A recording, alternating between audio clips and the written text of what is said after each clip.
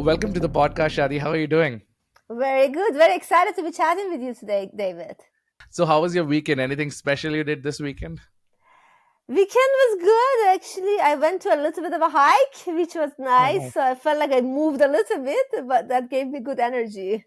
I think we all need something over the weekend that centers us, gives us the energy to come back into the week. I'm also like that. So I live in Dallas, so I don't get a lot of hiking to do, you know, but I go out and try to play some sports. So it's great to have you on the podcast again. I know we had just connected about a few weeks ago, and now we're finally recording. So it's exciting to have you. Very, very excited. Yes. And you should move to California or come to California and do some hiking with us. I I will give it a shot. I lived there briefly, had a great time, but I just felt like Dallas was my place. So this is where we are.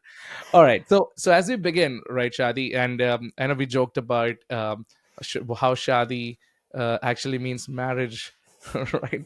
Because in India that's the word. But I'm so familiar with the word. Shadi, and your name is Shadi Rostami. So you have this amazing name. Have you ever thought about meeting people, and if you meet Indian people, have you ever introduced your name and they come back to you saying that's an interesting name? Has that ever happened?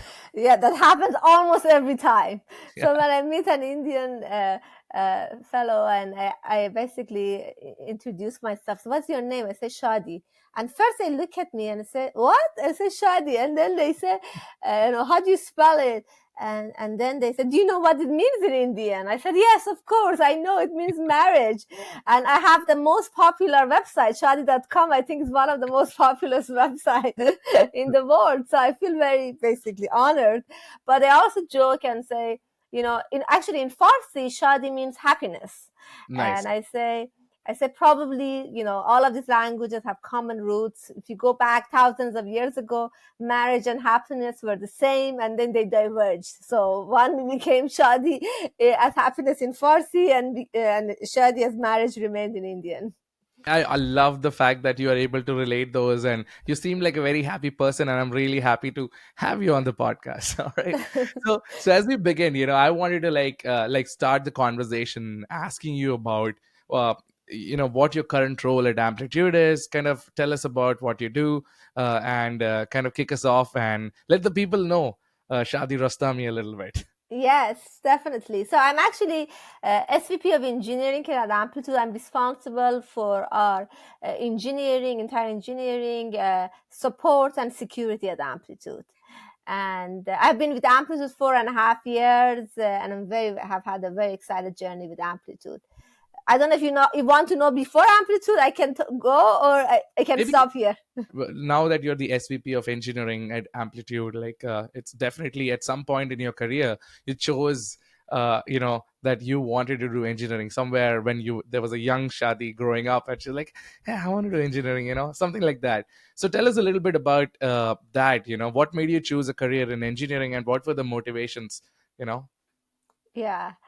Actually, when I grew up, my dad wanted me to be a doctor. And my dad was a math teacher, but for some reason he thought that being a medical doctor is the best path to go. So he kind of encouraged in his own terms, but kind of forced me and my brother to be thinking about that path. My brother is actually a physician. He followed suit and he did that. I was the one who was rebellious, and I really loved math and physics when I was in high school and middle school.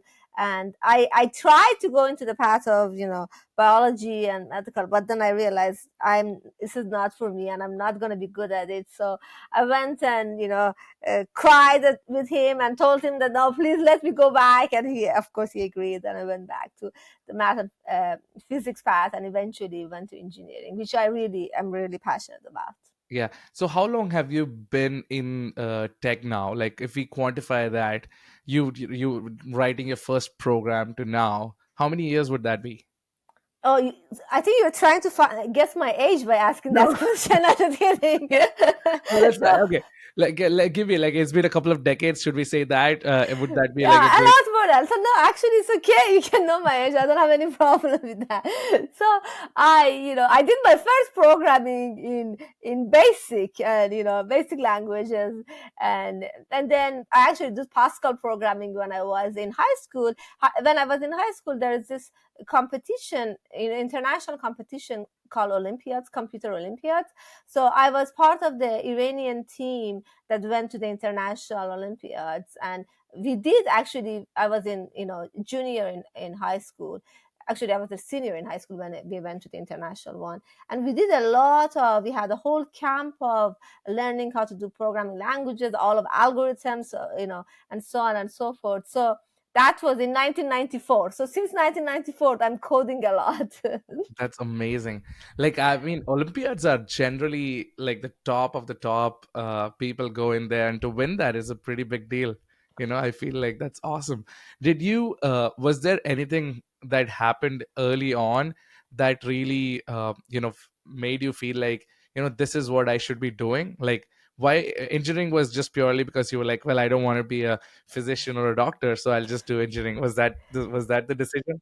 I really like math problem solving, and part of me also, when I was growing up in Iran, they would tell to yourself that, oh, girls are not as smart as boys. And Mm. I joke with my friends is that my rebellion against the system was that to prove them wrong, that we can do everything that boys can do Yeah. as a teenage girl.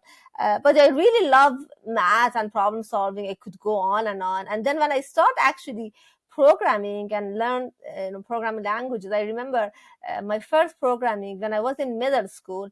uh, I didn't have a computer at home, so I would go and write down all of these codes at home on a piece of paper, and would go to school at 6:30 in the morning, because the computer lab would open up at 6:30, and I would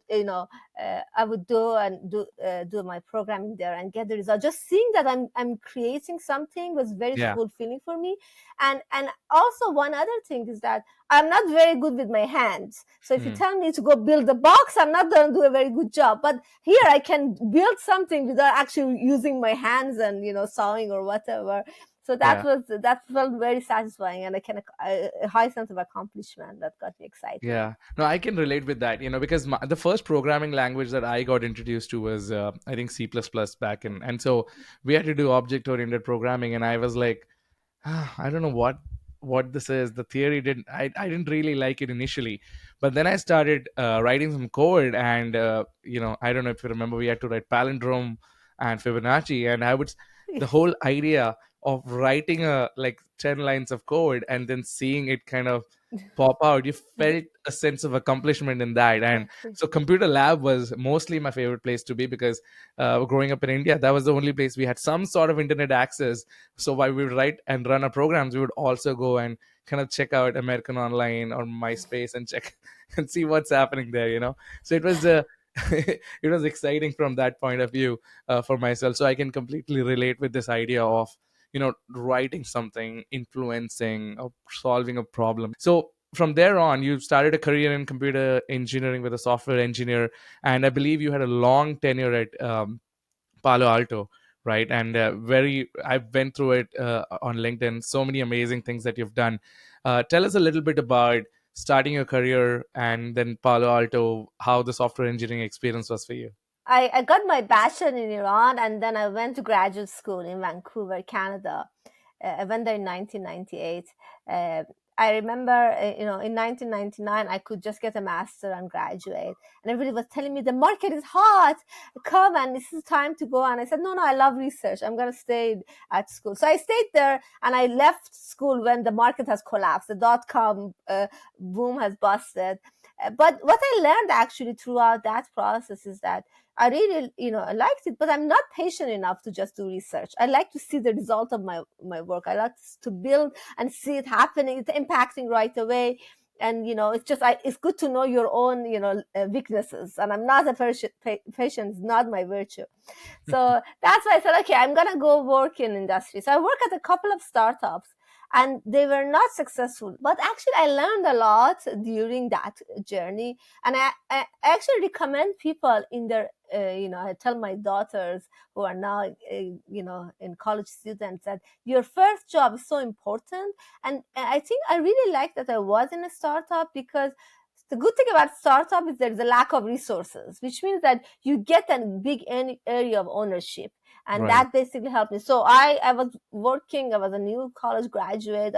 I did some project, and then I think I did okay. I did good, but then they wanted to build a new product line, and they offered it to me as a somebody who was just a few months of experience, which doesn't happen if you're working at a big company. So I Right. really like that I work on that, and as I said, I learned in these two startups, and again a lot of technical expertise. And then eventually I decided to join Palo Alto Networks. Palo Alto Networks was another startup. This Yeah. was my third startup. When I joined Palo Alto, it was 40 people. It was a very tiny startup. We didn't know whether we were going to make it or not. Actually, it was in 2007 that I joined Palo Alto, and then there was a whole, subprime issue and financial issue in 2008 and so on. So there was a point that we were questioning whether we are going to make it or not. Right. But it was an amazing company. I actually stayed there for 11 years, and I grew with the company. I think when I left, we were about 8,000 people. So it was Right. amazing to see the growth and to see all of the exciting problem that we are solving for our customers. One of the things you said that I really connect with a lot is this idea of working in startups when you're early in your career, right? Because it exposes you to different problems that you won't get to kind of get exposed to when you're working at a big company. I also feel like it gives you opportunities to figure out if you have some sense of leadership capabilities, because when you're in like a startup environment, it's either you own up and be accountable for something that you feel is missing, or you're just somebody who is waiting for instructions. I wanted to talk about what you said about Palo Alto, right? What was like, now that you're a leader, right?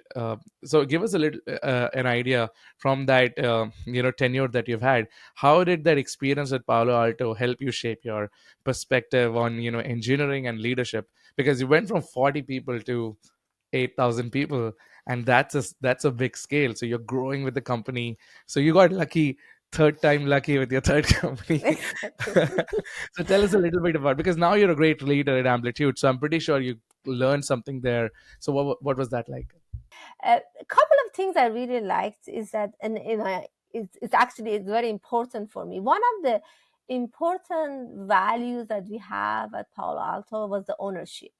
And it's I actually, that's part of the reason that I say, you mentioned that it's good to be in a startup, because you feel that a high sense of ownership. You're responsible for something. You're not just a tiny little fish in a big pond.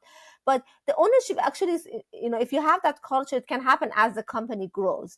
I remember once I went to my VP at the time at Palo Alto, and I said, uh, Rajiv, I don't know, shall I do A or B? And he told me, if it was your own money and your own company, what would you make? What decision would you make? What would you decide? And I said, I would probably do A. He said, then you know the answer. You don't need to even come and ask me. Just Right. going with that mindset of just, am I making, the right decision? If it was, and then aligning, thinking about your growth while thinking about the company growth. It's not two different things. So I think that is very important. And I think that ownership was very important. When I decided to join Amplitude, I wanted to make sure that culture existed, and it's one of their values. And that's why I felt like I'm connected. I have changed it a little bit, slightly, what my VP told me at the time. And I say, I actually hire founders. I don't hire employees. I want to be with that founder mindset. And I Nice. always tell people, put your founder hat on and tell me what we should be doing here. That mindset, it's so critical. Of course, ownership is also, accountability is important. So you feel a sense of ownership. You dive into different areas, but you hold other people and hold yourself accountable to deliver that outcome. So that was one of the most important things that I've seen. Actually, sometimes you see counterexample of when things go wrong. So, for example, if you see at a company that people who are empire builders and all they think about how big their team becomes, so they feel more powerful.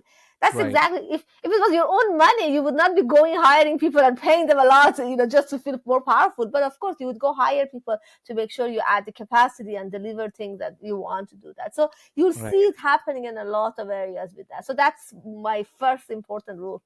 I really like what you said about founder hat. Do you think that that's an ability somebody who doesn't have can learn, in the sense to feel like, hey, I need to start owning this? Like, have you seen people do like initially are not thinking like that, but they do certain things and they learn that, okay, I can become a founder, kind of thought process in my thought. I believe that we can learn almost everything. It's not that we are just born with things. I really Right. believe in the growth mindset that we can put ourselves and we can. So it's it's valuable to be in an environment that people are thinking that way, so you can see the patterns, you can see it. But and I always say that people that it's important to see what is important for you and make sure you are in an environment that's satisfy your need or your ambitions. And so yeah, I think definitely people can learn how to be in that mindset. And always one of the things that I think is important as you're thinking about things and how to improve is do the right retro. What decision I made, was it really a best decision for the company? How could I have influenced more people, and so on and so forth, to be in that mindset? Right, right. So let's switch into where you are right now with Mm. Amplitude, and almost 4.5 years. And I had such a great time. I went to your LinkedIn and I was like, I saw the company went public, and I could see you in the photo, and I was like, let's go. Shadi's there in that photo taking the company IPO, which is a big deal for any company to get to that point, right? So when you joined Amplitude about 4.5 years ago, um, tell us a little bit about where the company was, and what were you guys trying to accomplish at that point, and taking that forward. Yeah, when I joined Amplitude, it was a much smaller company. The entire engineering was not even 50 people. Hmm. The entire, our revenue was not 50 million, less than $50 million a year. And of course, going public, is a very important milestone. But I think it's important to know that's just a milestone. It's Milestone, an yeah. external validation that we are solving. The real thing that gives me the high and energy is the customer problems that we are solving. How are we creating value for our customers? After I decided I want to leave Palo Alto, for the first time in my life, I decided to be intentional. And I Hmm. spent 4 months talking to different people, trying to figure out where I want to be. I always tell people I've been lucky. If I didn't have a job, the next day I would not die of hunger. So let's use that luxury to figure out where is the next place I want to be. And of course, we are very lucky, all of us, to be in this time and age. Being in tech, there's so many opportunities, and I also had a lot of opportunities. But among all of them, joke with my partner. I said during that 4 months, I felt like an Uber driver because I was going from one meeting to another to another. It was really crazy. At the time, everything was in person. You would go meet people in person. It wasn't Right, over Zoom that much. But I really like to go through that journey. And first of all, there was a little bit of a path of self-discovery. What is important for me as I'm talking to different people, understanding different cultures of companies, different areas. But I really pick Amplitude for a number of reasons. So Amplitude basically is in product analytics space. right. The goal is to provide visibility, so the builder of products, can basically understand how the users are using, have understanding of their customers, and build a better product. That we just want to make sure that people are building better products using data. And I really believe that this is the right problem to solve, and we are at the right time, right place. Because if you think about it, maybe 20 years ago, people were building a physical gadget. It was going somewhere else. But the success of a company was about how good is their sales and marketing is. Sales is actually how good the sales can sell the gadget. Nowadays, majority of the things that we're consuming are digital products. Right. I joke with my friends and I say I have used 3 different fitness apps in the last week and I haven't lost a pound yet. But we're all consuming all of this digital product. So Right. two things happen with this digital product. One is that it's we have people who are developing these products uh, have a luxury because now they can see how their users are using the product. Before, if Right. you were shipping something and nobody would see, you don't know how people are using it. Now you Exactly. can see that interaction.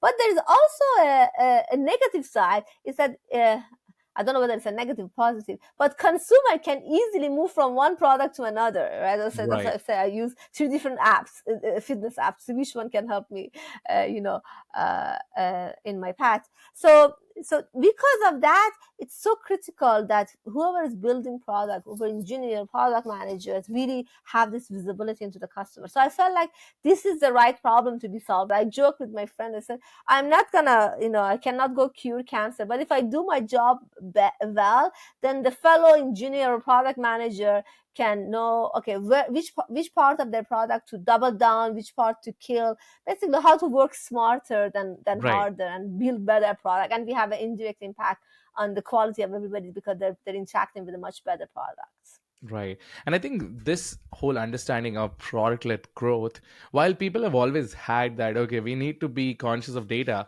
but especially in the last, say, 8, 9 years, and I think COVID really, those years actually accelerated that because we were like, well, there is no real way to get quantifiable decision making done but through data, and data became like this new oil. And what you at Amplitude have done is come at the right time and build a great company around that. So that kind of makes sense as to what motivated you. Was there, I'm just curious, was there any other company that you were also excited for at that time that you were exploring that also blew up? Actually, none of them have blown up yet, so I'm not gonna go talk about them. All But right. they're all around. But I can say they're not as successful. A number of them are not as successful as Amplitude has been on that journey. So you worked at 11 years at Palo Alto, gaining this superior, experience in a way, talking to different people, having that founder's hat, going into another, company, and now kind of trying to do the same thing but in a different way as an SVP, as a leader. What are the key differences that you see at Palo Alto when you were there to where you are right now? Like, what is the engineering culture like in terms of, okay, I would say, what have you brought here and what have you tried to do differently at the when as you build this new team out? Yeah, so. At Palo Alto, I was a VP of Eng. I was responsible for a big part of our product offering, but my peers were other VPs of Eng. Hmm. So I could learn, and I always believe that you learn a lot from your peer. You learn a lot. So I learned a lot from other peers and the other, but we're all engineers. We speak the same language and so on. At Amplitude, when I joined, basically I'm head of engineering and I report to our CEO. My peers is our CFO Hmm. and our president, which is responsible for go to market, and our CPO. So I really believe that you learn a lot from your peers. So I'm learning a lot about what is going on in the CRO role or CFO roles or other areas. So that's Right. one reason that I actually felt like this is a, because I always believe that we should always be learning and growing, Nice. and in different areas. Otherwise, I'm gonna be bored and obsolete. So I feel like that is an area for my growth, and I really like that. Right. But coming to the team, but okay, so this is good. So I'm growing, but what am I bringing to the table now? Why do Yeah. they want me, right? So one of the things that I really really like about Amplitude, it was that it has a very it has a very solid uh, engineering nucleus that I can go build around them. Nice. It had the right culture, as I said. Ownership was an important part that related to me. We have two other cultures, humility and growth mindset, that is very very important for me, and I felt like I really resonated. So it had all of that, but now I can come in and add processes. I can add in to figure out what is the right way of how do we scale the team, what are the things that I have learned, what are the mistakes I have learned in the past that I can not make that or make new mistakes, and Right. figure out. So I feel like that I can bring that experience, bring that perspective, while we have such an amazing team, and build around that and take it to the next level, which turned out to be very exciting. It feels like you kind of live these principles and these values, because I feel like if individually as a person you don't align with these values, then it's very difficult to kind of fake them. So from what you're saying, I like that you kind of lift them out. Yeah, I I can't, want sorry to interrupt you, but I think it's no, very, you said a very important goal. I always tell people that, it's very important to be authentic. You mm, can't really fake things. If yeah, you know, people read through. I don't know if I can say it in the podcast, but I said read through BS very easily, yeah, right? They you cannot fake it. So make sure that you feel good about something. Actually, I joke and say, this is my joke I've used a lot. I said that sometimes I go to a meeting and I get beaten up. I don't know, it's a board meeting or whatever, and as I'm leaving that meeting and going back to my desk, I have to feel good about myself. Otherwise, people would read through me and I know that I am beaten up. So I said, okay, I need to be thinking good about myself. What do I say? I say, I'm such a good mom. So that's why I go back to my desk. So it's something that gives me that energy. And I joke and say, sometimes my kids give me such a hard time and I need to feel good about myself. I'm such a good employee. So that oh yeah, gives me the yeah, energy. and Kenny, what you brought up is a challenge as a leader in itself, right? Like, and I I don't lead a team at Cockroach, but I've led teams in different spaces, right? And even let's say you are leading a sports team or something. Sometimes you have this idea that you're a leader, and so you sometimes have to set the right example or be inspiring. And there are days when you are beaten up and you have consciously struggling or mental health challenges and all those things that's going on with you. But then you also have to lead, right? Yes. And again, you also have other functions, say as a mother or as a wife or as a partner. All those things kind of happen in your life, but the role of a leader is still to inspire, still Bye. to direct. And I'm glad that you brought it up. So whenever something like that happens, so once you kind of say that to yourself, are you able to like exactly get back into the groove of things and drive the team out to kind of succeed? Yeah, exactly. I think you said it very well. Your job as a leader is to inspire the team, right? So you have to see how you take care of yourself, what gets you to be in that good mood. As I said, I feel good about myself because I said I'm a good mom or whatever. I said something good to myself to feel like that I feel good about myself and I feel, I'm in a good mood because the energy gets transpired before you know it. Everybody gets that energy from you. So that is why it's very important to be thinking about how do I take care of myself. Maybe I don't know, the fact that over the weekend I go for a hike and I just forget about the world for 2-3 hours and I be in the wilderness helped me to get into that. But I think that's very, very important as a leader. You take care of yourself so then you can take care of your team and set the right example Right. and do that.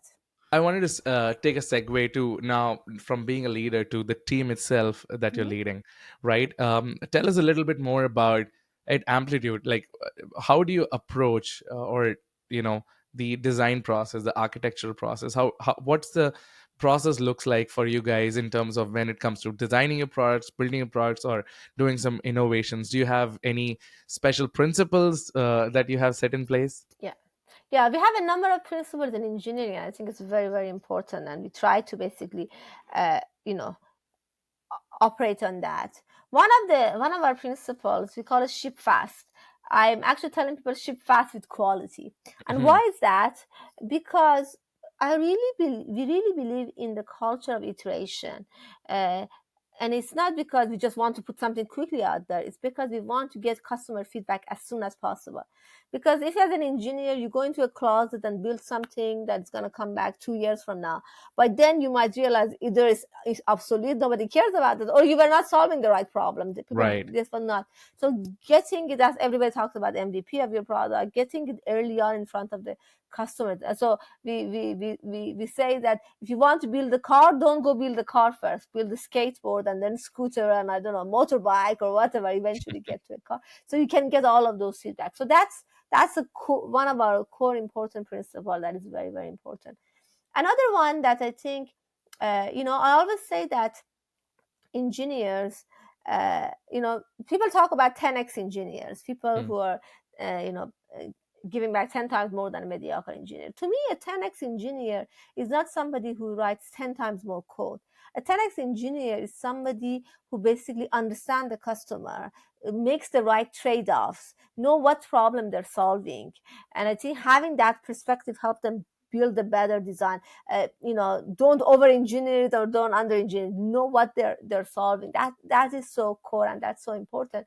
And that's why one of our other principles is that engineers own the product experience, and Hmm. it's very aligned with our culture ownership. I always tell people that if I go and tell somebody, okay, David, why did you build this ugly product? And you tell me, oh, because I thought, because the PM told me and I built the spec.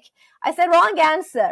But if you tell Right. me because I thought it's going to be pretty, but it turned out to be ugly, I said, okay, that's okay. What are your learnings from that? It's just that ownership that I'm not just building to a spec. I have an opinion. I know, and I think that's a very, very important part of our culture. And the other thing that I think is always very important is that uh, you know uh, company greater than team greater than me. So I always Right. figure out that, of course, I want to grow, I want the team to grow, I want the company to grow, but there are sometimes, if they're at conflicts, it gives people to figure out how to balance that out. So these are the principles that can help people as they're going through the processes and figure out to make sure to make the right decision and the right framework to make decisions. I just want to into the second point that you made. I Sure. think all three were like really great to know.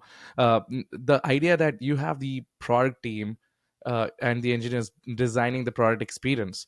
So, do you have like, do they get like feedback from customers or like data from customers? Of course, you're building a product-led product, for the for everybody. So, do they get like access to like Salesforce data or customer feedbacks or customer experience comes to them, and they kind of start looking at that and start dissecting it?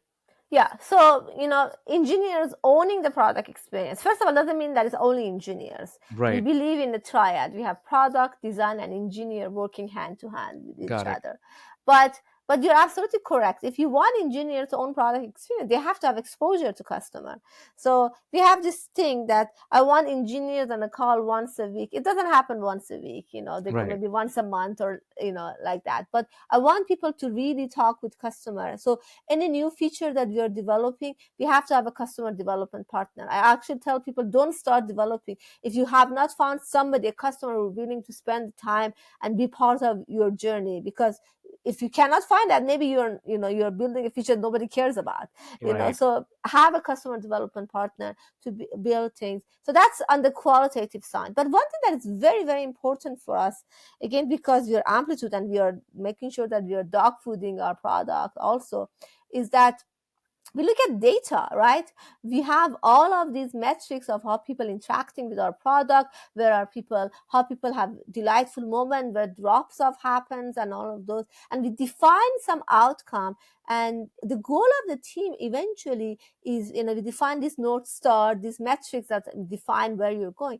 The goal of a team is to improve those Northstar or those metrics. So Right. actually, that's one of the practices that we do in product development at Amplitude, is that every week, actually it's very important for me, and every week I go into a meeting with the entire with the leaders of product development, and we look at all of our metrics. It's like an OKR. These are metrics that we have set, Right. and each team can tell us, okay, how they're improving, what is happening with their data. So having that visibility and know what am I improving, being able to use Amplitude and dive deep and understand where customers are dropping off, where things are going, that gives the engineer a tool so they can make sure they're building the right thing. A couple of years ago, I got introduced to this design book somebody had written, which was titled, Outcomes Over Objectives. Mhm. And it kind of, have you read that book too, or No, I have? haven't read that book, but I But know you what get it is. the whole idea, right? Just from the statement of the title. Is the interesting thing was they did a case study where somebody was trying to design something and had a similar story to what you were saying. They designed something for 2 years, and after 2 years they brought the product out and it was so not where it was supposed to be. And they learned from that experience that we have to set what the outcome is over objective. So the idea was they were trying to build a button, and they were like, well, the button needs to be a triangle, or color should be pink or red or whatever that is.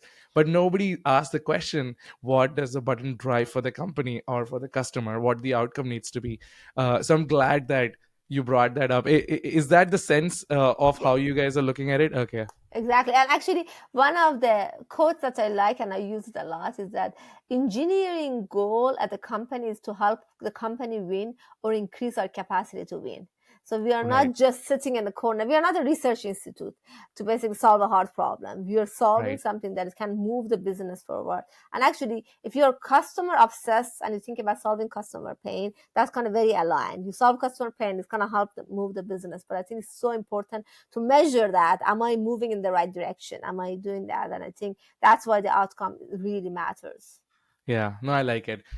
And also, you were talking about the customer, right? Like, customer needs are changing, right? Like the way, I mean, I'm a customer, right? Today I want something, next day I want another feature. I'm probably the worst customer to any product company. But the point is that generally what we've noticed is our behaviors change, our needs change, and according to that, technology stack also changes, right? So we have been observing, right? Like the last decade, we went from VMs to we were on cloud. We had VMs there. We're talking about Kubernetes orchestration. Some people are talking about Lambda functions, not touching anything, no code, low code, whatever that is, right? So how has customer behavior changed for Amplitude and say cloud, and how do you kind of engineer for these scenarios when behavior changes? How do you consider all of those things? Good products are the one that they adopt to their customer rather than expecting customer to adopt to them.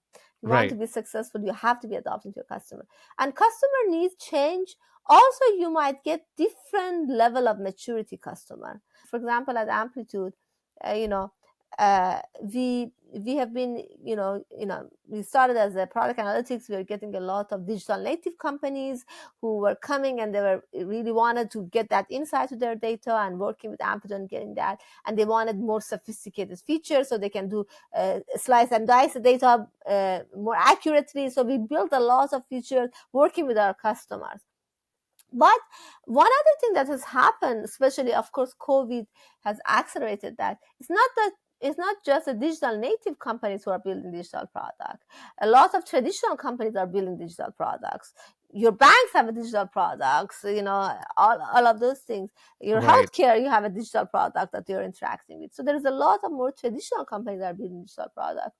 And I think it's very important for us, if we want to serve it, to understand that the needs of this customer might be different than the needs of the digital native customer who are more advanced. So maybe thinking about maybe usability becomes even more important. How you get this customer started easier is going to become more important. So to get them on their journey. So Right. one thing that, one of our strategic direction that we say when simple, make sure that we get people to get started earlier. And how do you make sure that the product experience is easier for people and they don't get overwhelmed by too many bells and whistles as they're starting their journey. So these are Right. the important things that I think is very important, that as you're building your products, to make sure that you're satisfying your customer needs. Back 10 years ago, 15 years ago, your website was down.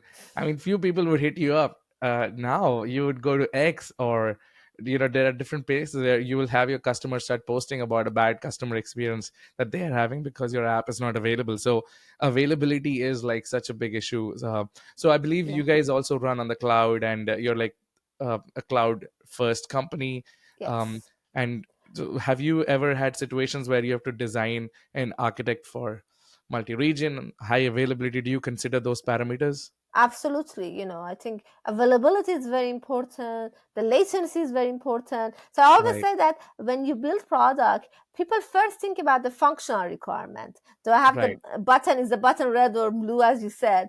Yeah. But then, as product becomes, you prove that there is value, then the non-functional requirement, the availability, the operability, the performance becomes even more important, because then the scalability of your solution. Absolutely, I think it's very, very important. Make sure people have their if they have their business running on your product, they want to make sure they can rely on it, and there is business continuity going on. If for example at Amplitude, one of the things that is very important for us is that we want to make sure that people are gaining insights from the data self-serve, which means that Mhm. they need to be getting their response very fast. Because if Right. I'm asking one question from the app, to slice and dice data somehow, and it takes 5 minutes to get that, I'm already context switch and I want something else. The exploration stops. But if I get the answer within a few seconds, then I can ask the second question and I can ask the third question, and then I go Right. through that explore. So that's why, for example, latency of how fast we get the response, it becomes more important. And actually, that was one of the important things for Amplitude. That's what we have built our own backend engine, our columnar data store, so it can provide ability for people for us to slice and dice this data fast to get that response. It again goes back to the what is important for your customer and what experience you want the customer. Now you have so many cloud providers available, like you have GCP, Azure, Microsoft, the top three.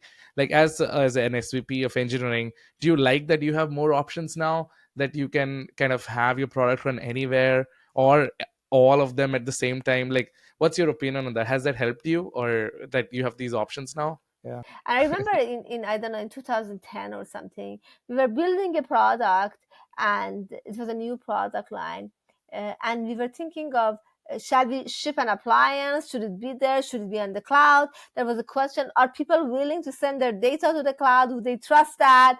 And so on and so forth. And I think we made a very good decision at the time at Palo Alto to go with a cloud-based solution. And people opened up. Of course, we have all of the security requirement, but that they open up to sender, and then people can gain the benefit from this, collective of all, everybody's running on that. The same Right. thing, so cloud provides a number of valuable things uh, for people. As I said, in Palo Alto days, when people use that product, if one customer sees a 0-day malware on their environment because it's running in the cloud, and everybody can get protected and everybody can Right. get the benefit of that.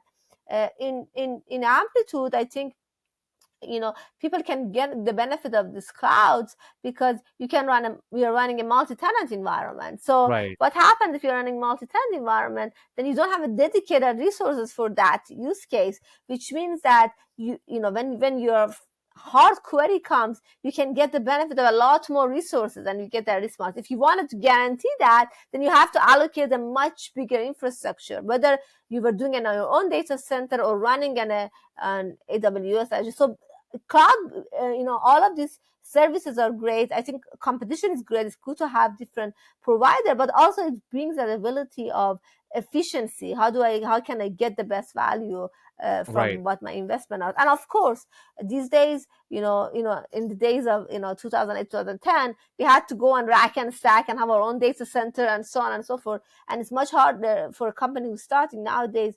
If you want to start something, you don't have to worry about any of that. You just run on one of these cloud providers. Exactly. I think I also feel like for early adopters or people who are like trying to build POCs or do some R&D, having the cloud readily available, of course you have to put some guardrails when you are a public company on how you enable that experience for your engineering team, as to, hey, how much you should spend. You don't want somebody to run a workload that suddenly you get a $50,000 bill in like 3 hours.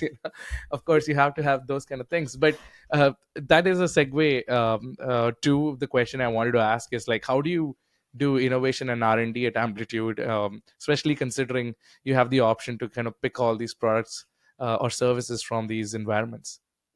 Yeah, I think uh, you know these days everybody's thinking about AI, for example, Yeah. and innovation. They're thinking about all AI and so on. So the way I think about it is that all of these uh, all of the innovation we do, AI thing that we do, they're not strategy. They're a tool to help us solve customer pain. So Right. if you're connected with the customer, you understand what is it that you understand their needs. As you said, their needs might be changing. You have a point of view when their needs are going to be. That is going to be the thing that drives you to figure out what should I be investing in and what is the right problem to solve. So, for example, we started as a product analytics company. It was a single product, but we realized customer requires a platform. They need to have one environment. They can get experimentation on top of that, personalization on top of that. It's valuable, and these are all the innovations that we have been doing on top of that to basically solve the customer pain, because we're that's customer obsession and customer centric to figure out what is important, what are the things that are important for them. It's very, very valuable. And I was also curious when you were saying, right, customer obsession, you know, and it kind of lines up with what you were saying, like, oh, you want, your product teams to make product experience based on this customer obsession. So I'm curious, when it comes to challenges with this idea, right? Like, do you have you seen situations where folks are like not completely understanding customer experience, and or any other challenges associated with that? First of all, you need to understand your customer, but also you need to have a strategy. Right. You don't want to go to a path that you didn't expect to go. So, for example, you know, uh, I was talking with somebody that the customer might be very sophisticated. They might be asking for very advanced functionality. Do you feel like this is only solving that single customer problem, or is it going to be applicable to wider range of your customers? That helps you Right. prioritize and say whether it's the right thing. So having that strategy and knowing where we are going, as I said, helps people to make that trade-offs. That is this the right problem to solve, or is it just one-off for this particular customer? We are not a consulting firm. We are solving for a large number of customers. Actually, this was what did we learn when we added the new product line. One of the learning was that originally we were setting the goal of just revenue for that. We realized the goal of number of customers, number of paid customer was a much better metrics, because if you say Right. revenue, you might be just going and building for one customer. If you set the number of paid customer, you're solving a problem that applies to more of those customers. Yeah. So being in tune what customer needs, and also being in tune that it's not just one single customer. And that's why I think quantitative data is also very important. It's not just qualitative and talking to one single customer. I know we are coming to the end of the podcast, and one of the questions I wanted to end with was, what is your advice to young engineers who are on this journey to become leaders, and who are aspiring to be? What would your advice be to them? Be hungry and be curious. Right. Just go and try more and be hungry, ask for opportunity. One of my favorite quote is, luck happens when preparedness meets opportunity. So prepare yourself, push out, be hungry, get out of the comfort zone, be curious, learn things, and then make sure you're somewhere that the opportunity exists. Or create the opportunity for yourself. I think when those things happen, you'll get lucky. That's awesome. No, I feel like you can also have your own podcast. You're very inspiring, or like you can do a TED talk. Have you ever thought of that? No, I haven't done that. I'm not sure how many people would like to come and listen to me, but yeah. There's so much positivity that I've been receiving for the last 50 minutes. It's awesome. Thank you so much. I Yeah. appreciate it. I feel like your team is in great hands. You're such a positive person with such great experience. And it's been such an honor to have you on the podcast. And I'm pretty sure folks who are listening to us around the globe are going to enjoy what we just shared, and especially your experience. So thank you so much for hopping on the podcast, Shadi. I really appreciate it. Thanks, David, for having me. It was great chatting with you. Awesome. Thank you so much.